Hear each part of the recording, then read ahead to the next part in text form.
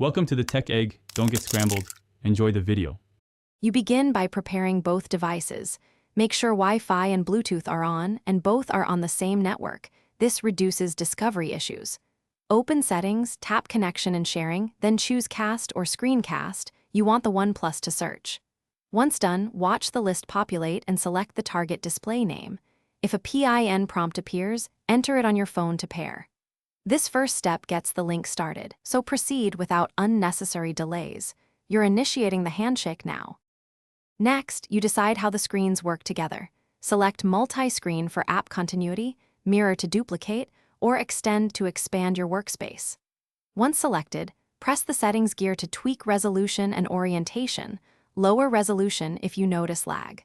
Make sure audio routing is set to the display if you want sound there, and enable touch/input sharing only when secure. If you plan to drag windows between screens, open the Recent/Apps view and test a quick app move to confirm the extended desktop behaves as expected. To finish, you either close the session from the notification shade or return to connection and sharing and stop cast. This ensures clean disconnection and releases resources.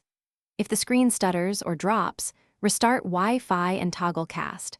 Often a quick reboot of the Oneplus or TV resolves persistent issues.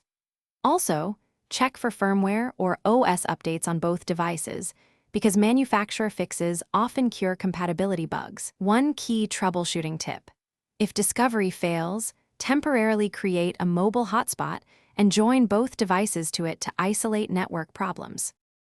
Thanks for watching. Consider subscribing if I helped unscramble your problems.